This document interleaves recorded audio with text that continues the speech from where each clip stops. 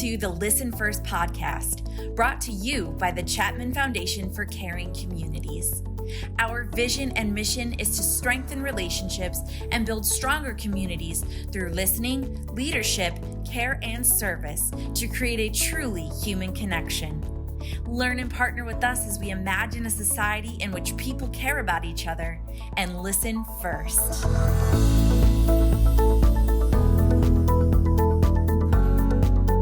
Hello and welcome to the Listen First podcast, very first podcast of 2023. And with me today is our CEO of the Chapman Foundation for Caring Communities, Misty Jenks. Welcome to the podcast. Thank you so much, Adam. I'm always excited to spend some time with you. So today's topic, we're gonna set this up under the guise of New Year, new resolution, but for your business instead of a personal resolution. I don't know if you've made a personal resolution. I've been thinking about less sugar or dry January, all of these potential options. What about you? Anything come to mind yet? Not yet. I usually use the last 2 weeks of the year to start formulating that. So that'll be next week on the agenda. That's a good point. And after all the holiday eating, that's why I'm already thinking less sugar is it's a very simple and easy way to start off the new year. But if you're thinking about it for your business, or if you're thinking about it for an organization that you work for, what are ways that you can improve your organization overall? One of the topics that we discussed on this podcast in early spring was called the Great Reshuffle and silent quitting. Why don't you touch base on that a little bit again for us? Yes. So the Great Reshuffle was a phenomenon that was happening during our COVID and our pandemic. And what we were seeing are a lot of individuals leaving the roles that they were in to find an environment that really aligned up with their values and focused on how they were being treated. So that employee experience that we hear about in the people and culture world. And so it's really important for us as organizations to think about what is that employee experience inside of our business. So that's what we're talking about today is company culture. That's what we're here to try to help you think about and to potentially improve in 2023. First, to potentially improve company culture, let's talk a little bit about what company culture is, or at least in the context of how we're perceiving it, because it could be different depending on maybe your role in your business or just your experiences through life. Yeah, so company culture really does come down to that employee experience. All too often, though, we think about what are the perks, what are the benefits that we can give our team members. And culture goes so much beyond that. It really, truly is about that experience. How are they experiencing, they being your team members, the values of your organization? How are they experiencing the strategy that you're trying to implement? And so how can we make it really about those on our team and focusing on what we like to call a truly human leadership here at the Chapman Foundation for Caring Communities? So company culture in general, like if I throw out the example of, an organization that maybe has a very strong 401k plan, that's an example of a perk and it's part of company culture. It may not connect with every single employee that steps through your door, right? At least not on that day to day.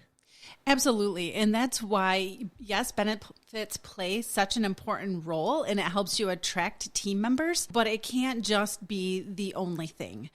Individuals are truly motivated by intrinsic factors, and those are all based upon our values as an individual. So a plan that offers 6 different things is not going to connect with every single team member because their values are different. But all of us are motivated by something. And the way we experience the organization is a motivator for everyone. So in my mid-20s, I was highly motivated by food. I'll just say it. It was like if work had pizza for free, that was a big deal, right? So in some company cultures, you could consider something like free lunches on a consistent basis, maybe something that would matter to many people. But maybe it needs to be more than that. Maybe at those lunches, they could be doing team building exercises or they could be discussing their values. Instead of, and I know you've mentioned this before, about having the values posted or having inspirational quotes posted. Can you talk about that slightly? Yes. So culture is coming down to how do we live the values of the organization? So if we take your example of having lunch brought in, what value are you aligning it to? So maybe one of your values as an organization is fun. Like, how do we come together and truly enjoy work? And so maybe another value is connectedness. So your team members have that sense of connectedness. And so really saying we're going to do these things because it aligns to our value of fun and connection. And that is the way that really then starts to highlight your culture, but also ensures that you're living those values that you've promised those team members as they were recruited into your organization. Since the pandemic, I know we've seen some stats. Do you mind bringing those up about, how company culture has improved? Yes. So there was some great research that was put out by the Society of Human Resource Management and their 2022 Global Culture Research Report. 64% of those individuals that were looking for different employment were actually doing that because of the culture that they found themselves in. And I think this just highlights what we saw with the Great Reshuffle. Now we have the data to back that up, and what was really being that motivation for all of those individuals out there looking for something different. It is that experience, that culture. We no longer want to work just for a paycheck. We want the work that we're doing to align to our values, what motivates us, and our personal whys in the world.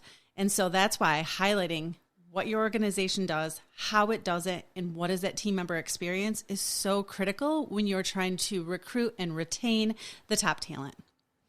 Obviously, since the pandemic started and, lots of jobs have changed in a way, meaning some jobs that were fully on site have gone to a hybrid.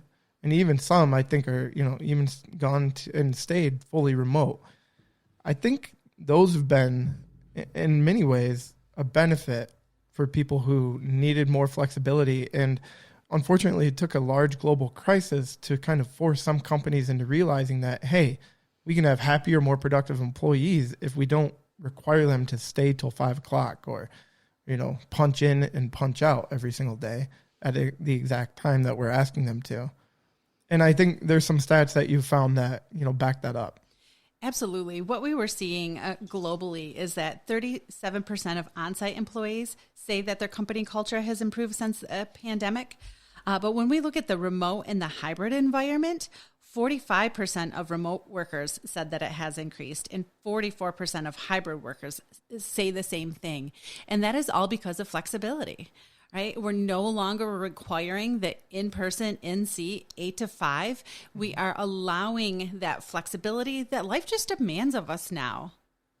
Yes, absolutely. I will say personally from the last 3 months of being, having 3 little ones and basically they've been passing sickness around, and the ability to be able to jump out and take them to doctor's appointments and know that I'll make up some of my work at 7 to 9 p.m. instead of worrying about having to leave work or miss work from 3 to 5 p.m. So that flexibility within our organization has meant a lot to me in the last few months. And I'm very grateful for that. That's not, that's a personal story in all of this, but I know it's been important to us. I think we're really seeing it for parents across the board.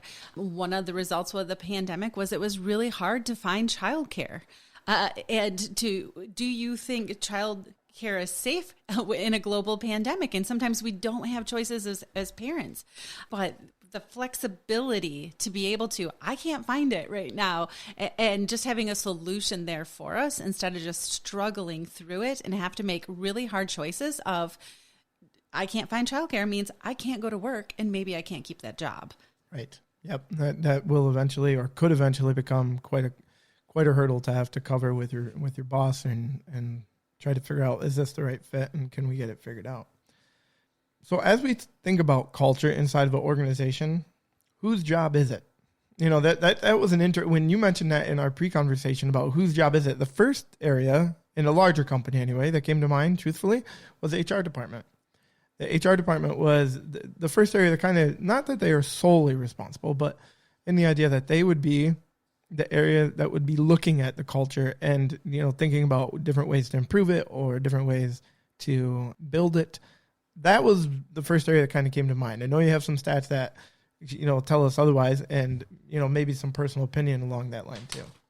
Absolutely. I think that's an amazing question. And when we ask individuals about that so often, 83% of us would say it's the leader's responsibility. And yes, leaders have a very important critical role, but really when it comes to culture, every single person on the team is responsible for it, because our culture is shaped by our experiences and our behaviors shape the experience that we and our team members have. So it's really important to think about, how am I living the values of the organization? How am I improving it? And you have to think about it with every single interaction that you're having with an individual. And then on the flip side of it, leaders, it's really important to recognize and celebrate when team members are living those values, when they're having the behaviors that we want to recognize and celebrate. So one of the key concepts in our Community Listens course is about recognition, because we know the more we recognize a behavior that we want to see, the more we're going to see it inside of an organization, and it breeds positivity. That's what you want to be doing as a leader, making sure everybody's having that amazing experience and knowing that they're valued and seen for their efforts. You touched on this a little bit on that second half about a leader's responsibility inside of this. I do agree with kind of your first part of that statement, and is that everyone is a part of the culture, right? Right down to no matter what your role is and how many hours you might work in that role, that you're part of the company culture. So what you bring to the table is going to help form it. But I did, I started to say, I liked what you said about leaders being sure that it's still coming from the top down. So when they're seeing things, they're reinforcing positive behavior or just reinforcing positive choices. Whenever I hear reinforcing positive behavior, I do think of children. So maybe that's the wrong kind of context to put it in, but really just the idea of reinforcing positive choices, positive work, positive growth, maybe for certain employees who they've seen change and get better at their role. So coming from the top down, I think people say that in a lot of spaces. So I think leaders obviously need to keep that in mind. Would you want to touch on that anymore? A leader's responsibility in building culture for their organization. Absolutely. I love that we touched on the positive side, but it's important that we talk about the negative side too. So as leaders, if we're tolerating negative behaviors or where individuals are not living into our values and we're not addressing it, our team members are going to see it and they're going to think that it's allowed. So now every interaction, you are either adding to the positive side of this or the negative side of this. You can't just sweep the negative behaviors under the rug. It's really important that we do lean into those not fun conversations and ensure that everyone is on the right course for the organization's benefit and everybody inside of it. So we've identified a little bit of, what we believe culture is, and the difference between perks and, how people are treated, the importance of how people are treated. We've talked about the improvement that some organizations have seen in the last couple of years, which is outstanding. And we've talked about, kind of whose role is it to continue to improve company culture. So we've covered all of those elements, and we've touched on what leaders can do. And in my mind, we've kind of touched on, in a way, some of the soft attributes that a leader can have to do it. But what about some hard, tangible deliverables that leaders can help implement inside their organization? Yes, what I would recommend is really looking at the employee experience. So when I say that, we're thinking of the life cycle from recruitment to retirement. What are every phase that a team member will go through? And then as you look at those categories, really dive deep. Like, what are you focusing in on these areas that add to your culture? So through recruitment, let's take that, right? Because that's the first interaction that someone would have with your organization. How can we tell them about our culture? How can we tell them about our values? How can we have them experience our values through our onboarding process? That's one thing that our organization really focused on last year, where what are all those touch points from the moment we post that job posting until we have that firm commitment that they're on with our organization? What are all of the steps? What are all of the interactions? And how can we ensure we're living the values in every single one of those steps? When it comes to that recruitment point, we have made great strides in the last year, it's now an opportunity for us in the marketing department to help tell those stories. And so that's something I'm actually working on for the beginning of the first quarter, is capturing some of the stories from our employees and the impact that the organization and that the Our Community Listens course has had on them, whether that be through committed relationship lens, the work lens, or potentially through parenting.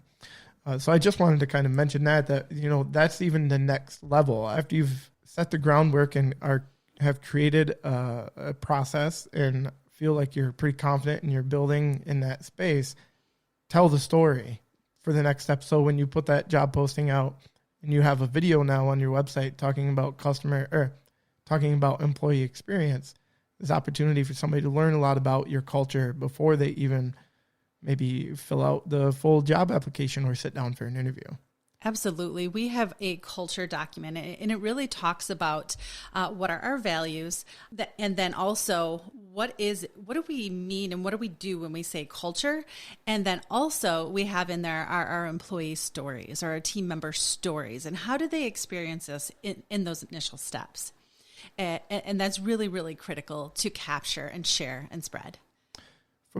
From moving on past the first initial touch points of potential job posting and maybe first interviews and then, onboarding, what about continued company culture and then even for employees who maybe have been with the organization for a while, but you're looking to make that change? Yes, it's a great point. So from that recruitment comes the onboarding. And then once they're onboarded, that is such a critical step, because how often when team members are new, it's like, what do I do in my first couple of weeks? Am I just sitting here staring at my computer monitor?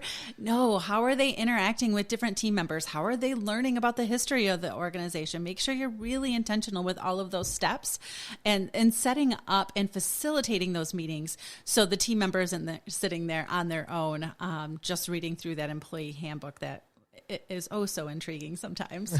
But then once you're on and you're out of your first 90 days and you're in that 1 to 5 year mark, like what does it look like? Mm-hmm. And so for our organization, what we want to do, we have a culture of learning. So we really focus in on what are the development opportunities and how do we look at individual development plans that line up with our values, but also our goals as an organization and the goals as a team member. Because I truly believe the only way to grow the organization is to grow the skills of our team members. So it's really important that we're always learning together, investing in ourselves, and just getting better. That statement about growing our team members kind of reminds me of the cliche phrase of the grass is greener where you water it. The idea of take care of the people that you have in front of you as opposed to looking on the other side of the fence all the time, right? Yes, I think that's a great analogy. And also when individuals are asked, like, what happens if we make this huge investment and then they leave us? Well, what's the flip side of that? What if we don't invest in them and they stay with us?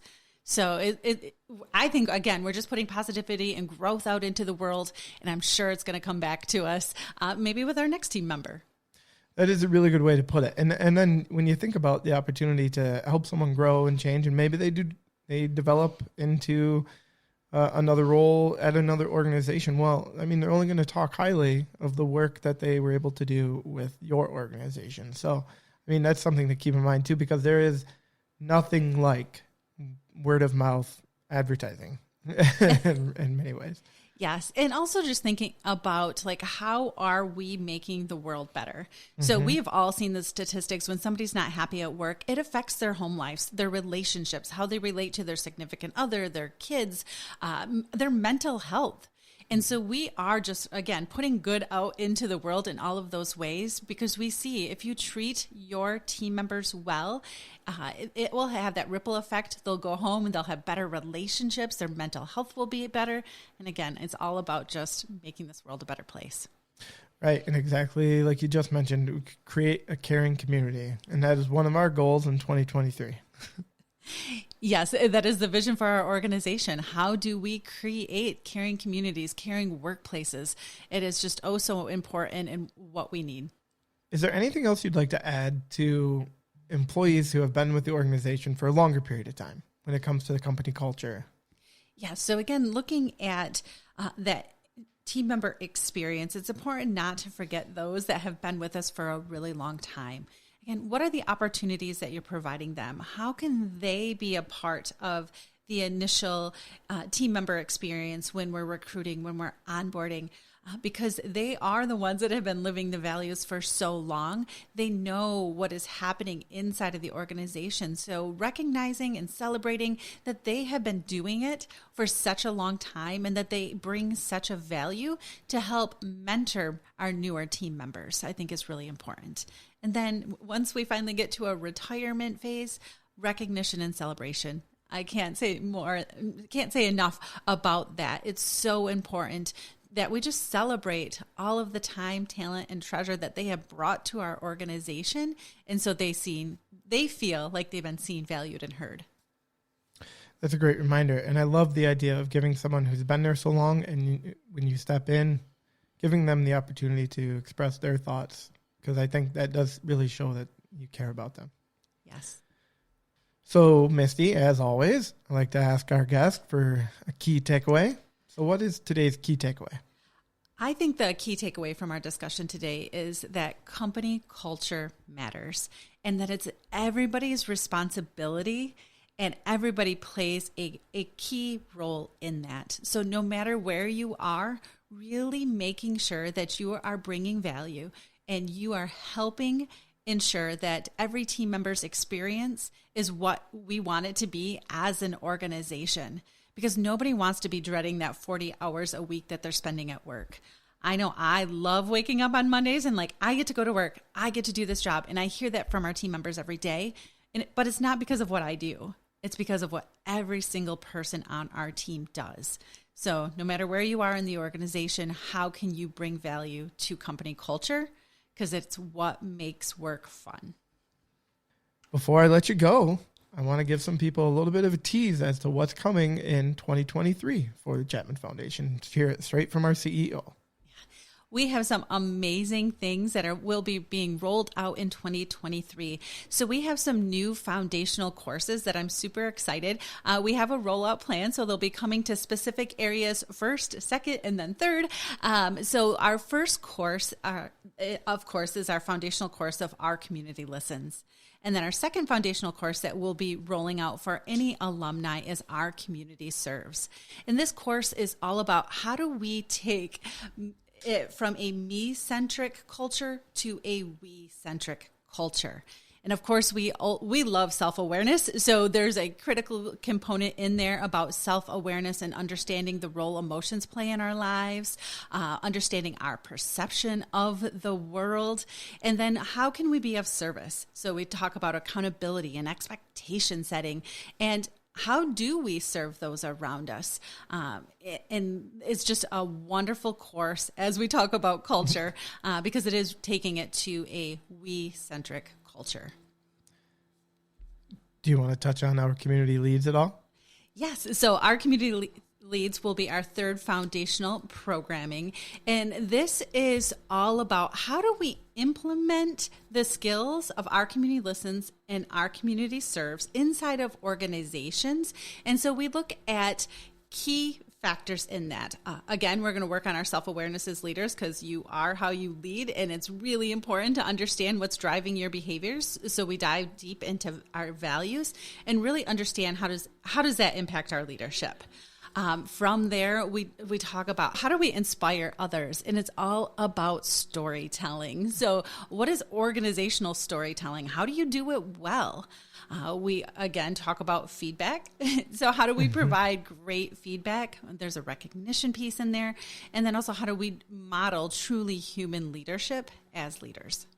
This is all super exciting, Misty, and I know there's a bit of a rollout plan. Tell me the areas that we're hitting first. We are very excited for that rollout plan. First, we'll be starting in Michigan, and then we'll be going to Colorado, followed by South Carolina. So we're really excited for what 2023 is going to bring for us and our alumni. Misty, thank you so much for discussing everything today when it comes to company culture. I hope everybody has the opportunity to give this podcast a listen, create a little bit of a reset, get that New Year's resolution maybe in mind for your organization, and even for yourself. Like we said, it's an individual basis of improving company cultures. Thank you so much, Adam, for having me on today. I've really enjoyed our conversation.